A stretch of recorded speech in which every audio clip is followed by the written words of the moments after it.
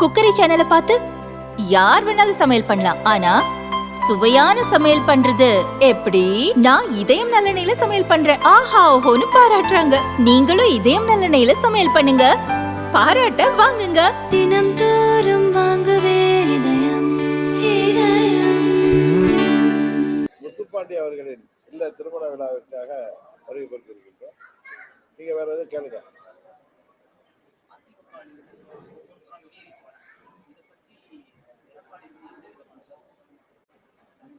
அதை பத்தி நான் என்ன கருத்து சொல்லியிருக்கு? அதாவது துரோகம் என்றைக்கும் வென்றதாக சரித்திரம் இல்லை. அதே நேரத்தில் அம்மாவின் தொண்டர்கள் அனைவரும் ஒன்றிணைய வேண்டும் என்கிற ஒரே நோக்கத்தோடு நாங்கள் இத்தனை காலம் பொறுமையாக இருந்தோம். ஆனால் அதற்கு வாய்ப்பில்லை என்பதை தெரிந்தவுடன் நாங்கள் 26 சட்டமன்ற பொதுத் தேர்தலுக்கு அம்மா மக்கள் முன்னேற்ற கழகம் எங்களது வழியில் நாங்கள் வந்திருக்கிறோம். அவ்வளவுதான்.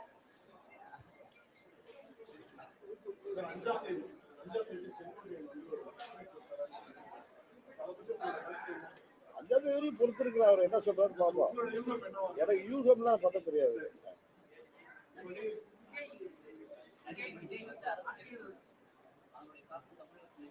அதான் அன்னைக்கே சொன்னேன், விஜயகாந்த் அவர்கள் 2006 எப்படி ஒரு தாக்கத்தை உருவாக்கினாரோ அது போன்ற தாக்கம் 26 ஏற்படுவதற்கு வாய்ப்பு இருக்கிறது என்று நான் நினைக்கிறேன். எல்லா கட்சிகளுக்குமே ஒரு திரைப்படத்துறையில இருந்து திரு விஜயகாந்த் வந்தப்ப எல்லா கட்சிகளையும் பாதித்த போது இந்த முறை எல்லா கட்சிகளுக்கும் பாதிப்பு வரும் தான் நீங்க சொன்னேன்.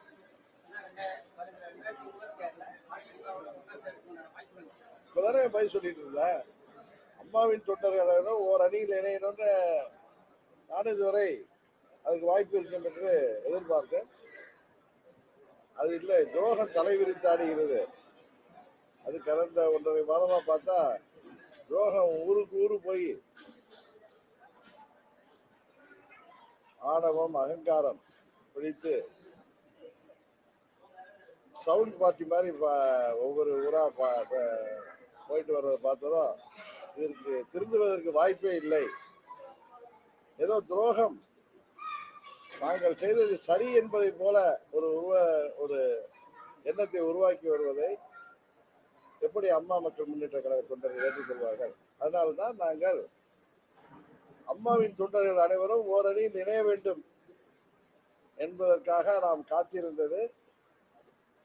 அது இனியும் காத்திருப்பது சரியல்ல என்பதை உணர்ந்து எங்கள் தொண்டர்கள் நிர்வாகிகளின் விருப்பத்திற்கு ஏற்ப நாங்கள் எங்கள் வழியிலே செல்கிறோம்.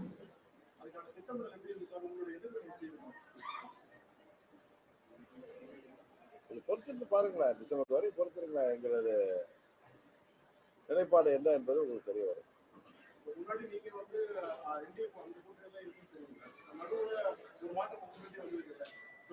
அதான் சொன்னேன் 24 பாராளுமன்ற பொதுத் தேர்தலின் போது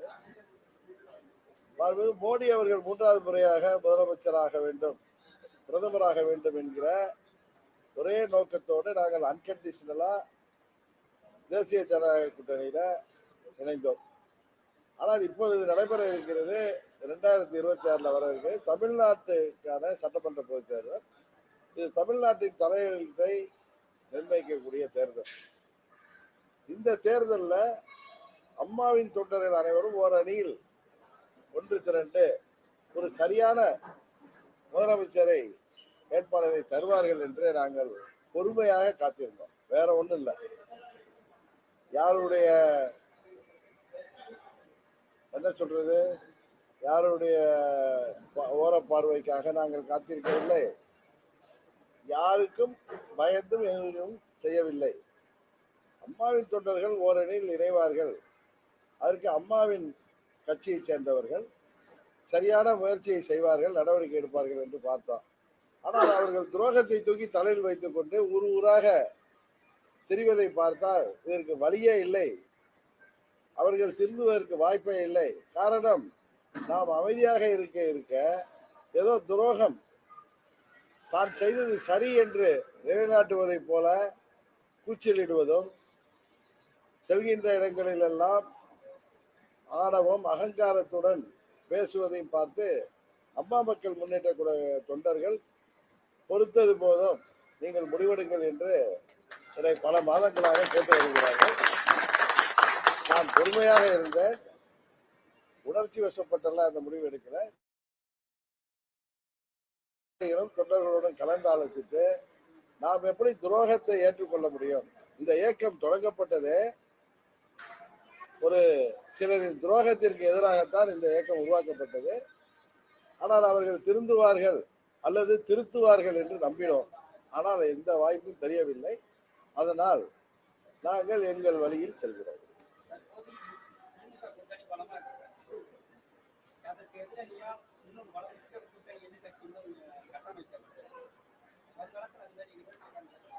பொறுத்திருங்கள், தெரியல. டிசம்பர் வரை பொறுத்திருங்கள்.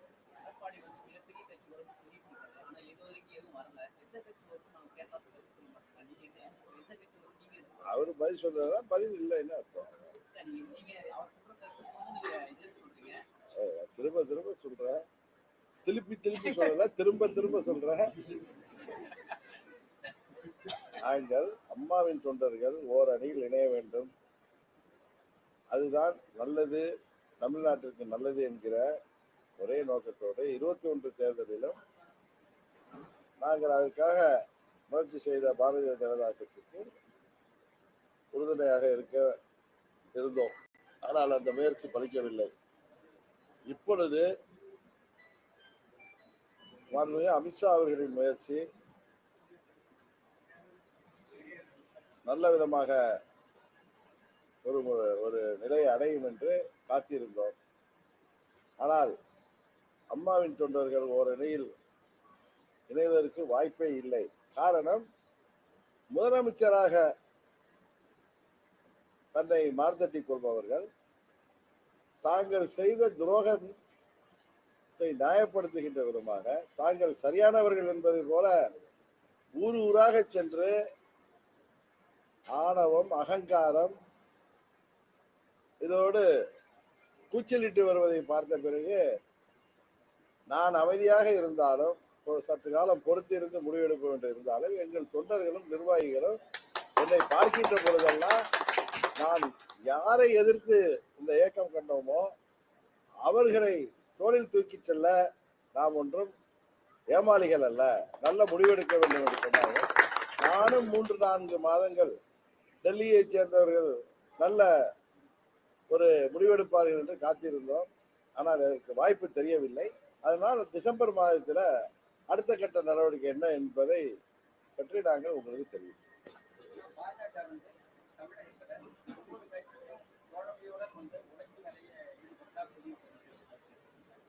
அதை பற்றி எனக்கு தெரியாது.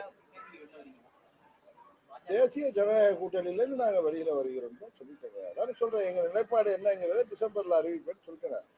இதுக்கு மேல நான் தமிழ்ல தானே சொல்றேன். ஓகே.